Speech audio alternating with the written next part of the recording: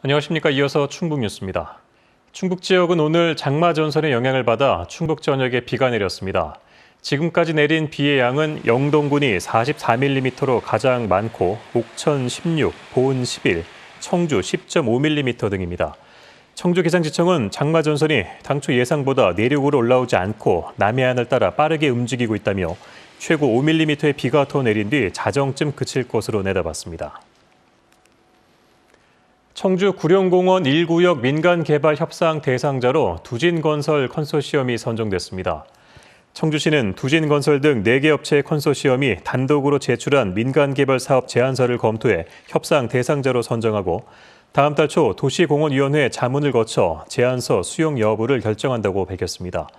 두진 측은 구룡공원 1구역 34만여 제곱미터 가운데 19.4%를 아파트나 상가 등 비공원 시설로 기부 체납할 공원 시설은 80.6%의 비율로 제안했습니다.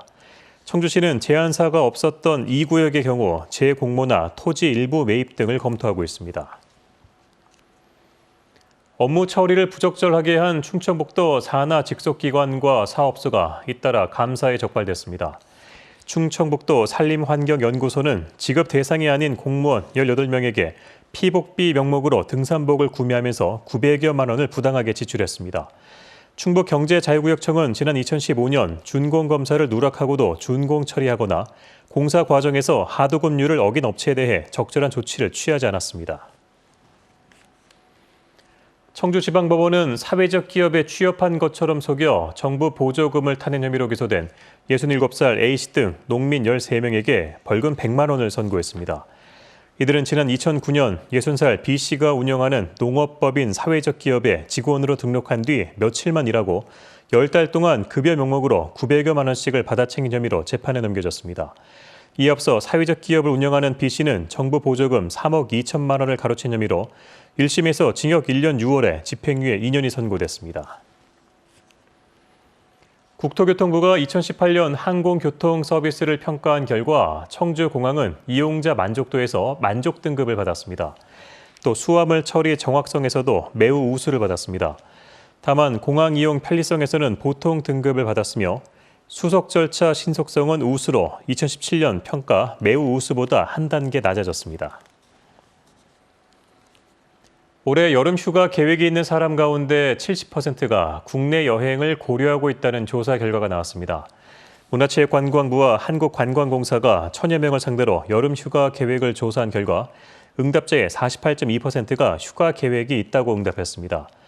이 가운데 69.8%가 국내 여행을 고려하고 있고 휴가지로는 강원도가 30.6%로 가장 많았고 제주와 경남, 전남 등이 뒤를 이었습니다. 또 여행 기간으로는 2박 3일이 36.5%로 가장 많았습니다. 고용노동부와 한국사회적기업진흥원은 다음 달 15일까지 2019 소셜벤처 경연대회 참가자를 모집합니다. 창업 저변 확대를 위한 이번 대회는 사회 문제 해결을 위한 아이디어 분야와 창업 연계 분야 등 4개 부문으로 진행됩니다. 충북은 5개 권역 중 강원, 대전, 충청 권역에 속하며 8월 7일 대전에서 열리는 예선대회를 통과한 참가자에게 맞춤형 상담과 교육 등을 지원합니다. 경연에 앞서 충북시민재단은 다음 달 8일 충북 NGO센터에서 설명회를 진행합니다. 식품관련법을 반복적으로 위반한 충북 업체 2곳이 적발됐습니다. 식품의약품안전처는 최근 3년 동안 식품위생법 위반 이력이 있는 업체 288곳을 점검한 결과 음성과 진천의 식품 제조, 가공업체 2곳을 포함해 전국 11개 업체를 적발했습니다. 이번에 적발된 음성의 제조업체는 또다시 지하수 수질 검사를 하지 않았고 진천의 적발업체는 무표시 식품을 원료로 사용한 것으로 드러났습니다.